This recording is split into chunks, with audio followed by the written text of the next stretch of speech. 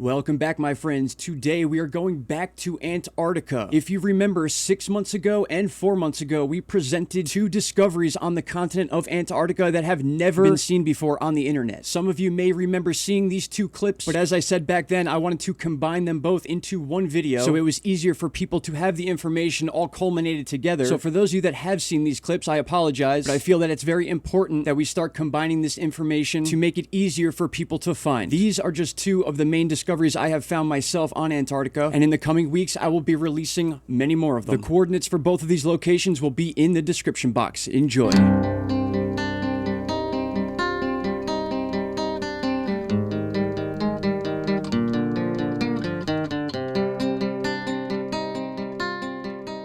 We're going to be taking a trip to Antarctica today, and for a very good reason. I don't know about you, but Antarctica holds some of the craziest mysteries and secrets that have piqued my interest since I was a little kid. And then becoming a YouTuber and a content creator, naturally I study Antarctica, just like many other people do. And over the years, we've had opportunities to see discoveries that have been made that really blow your mind. In fact, just a simple Google search will show you that there are many channels out there that literally dedicate all their time to just searching for things on the continent of Antarctica. So I may not be the first one to ever make a discovery on the continent of Antarctica, but I think I may be the first one to ever find this. And I say that only because I've spent a lot of time to try to find anyone else who has searched not only the area I'm going to show you, but the entire mountain range as a whole. So this entire area is not only new to me, but I have found more than one object. We're going to focus on this one to start. All right, I'm going to do my best to set the scene for you here. We are at the top of a mountain, slightly off the peak, you can see. And some key things I want you to notice is our elevation. This mark that we're at right now is at 7,866 feet above sea level. Keep that in mind as we zoom into this area to discover something that looks like a man-made structure, specifically some sort of pyramid or entranceway into this mountain.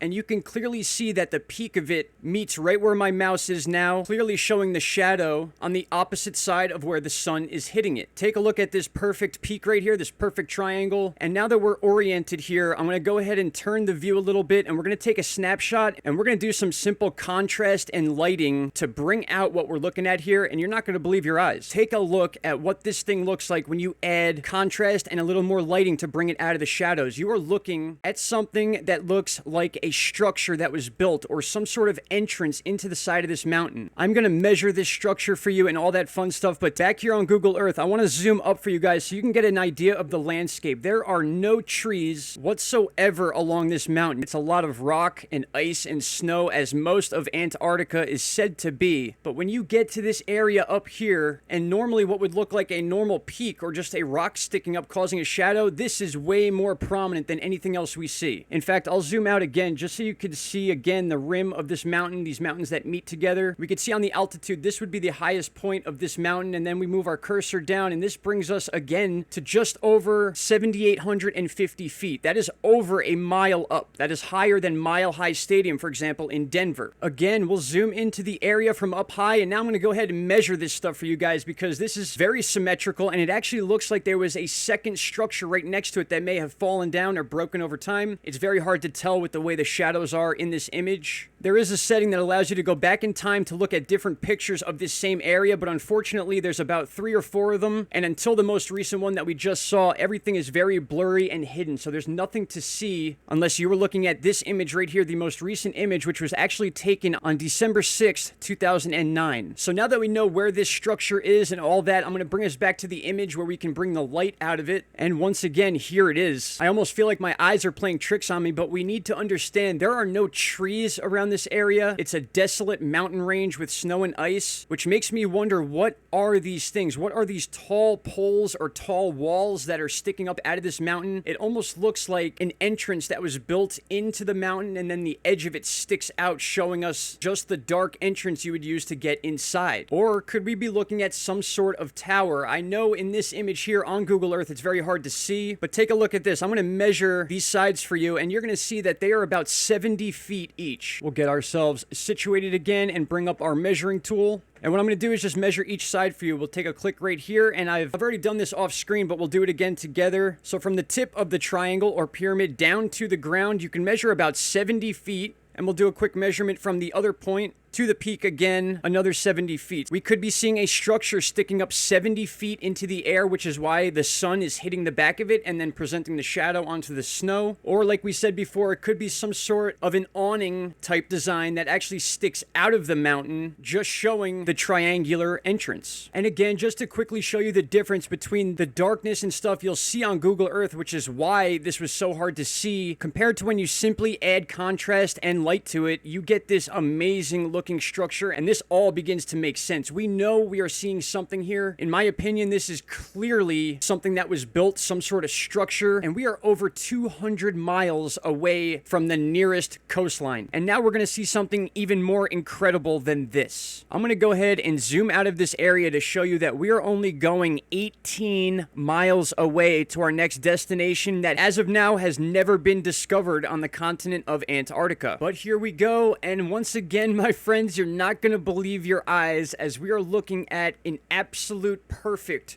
right angle corner of what looks like some sort of underground base, some sort of underground building, maybe another type of craft, but just look at this right angle sticking out of the side of this mountain, and it also looks like we have something sitting next to it. We're going to go ahead and look at this from all different angles, at least as many angles as we can with the terrain setting here on Google Earth. We can spin around it like this, but what I want to show you guys is that this is actually sticking out of the side of a mountain pointing downward. So it's important that we view this from different angles so you can see where we're coming from. So you can see this would be the top of this part of the mountain range, and then this would be sloping down, just to give yourself a little more reference of what we're looking at here. So we can zoom into this area, and as we get closer, it becomes very apparent that we're looking at the edge of some sort of craft, some sort of building that is underneath this snow and ice with perfect angles on it. As we always do here, I'm going to go ahead and measure this. We'll switch to feet so we have a good idea of what we're looking at here, and we're just going to measure from one point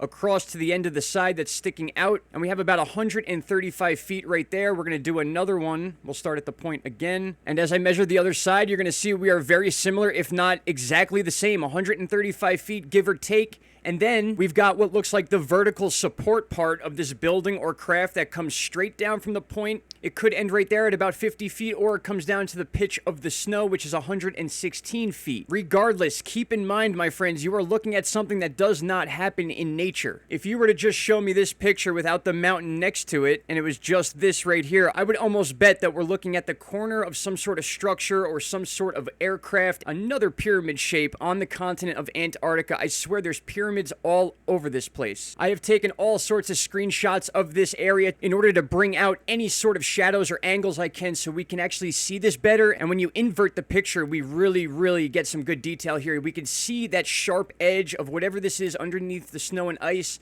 And then we can actually see the snow that has come over time and in a way sort of revealed this. So doesn't this look somewhat like something's parked right next to the corner of this building, almost like a type of driveway or just another version of what you would look at on Google Earth in a populated area? Once again, absolutely nothing about this seems natural. In fact, I've even noticed something that looks like a type of pipe that might be running on top of this flat plane. Again, think of it as like an awning. And now if we take both of these discoveries we've made that are 18 miles apart on a continent that is apparently massive, two different pyramid structures, one looking like it's buried, one looking like it's exposed. There is no coincidence about this, my friends. We are looking at intelligent designed structures on the continent of Antarctica, whether it's from the melting snow over time or just because these areas have not been seen yet. I believe we found somewhat of a honey hole or some sort of ancient civilization, dare I say. I know that may drive a lot of people away, but you gotta trust what you're looking at sometimes, and I see intelligent design in both of these structures. And one other thing I wanted to point out about this area as a whole, now keep in mind, we're looking at a section of Antarctica that is 77 miles long, and I don't know if you guys see this right now, but this entire 70-mile looking area looks like a giant created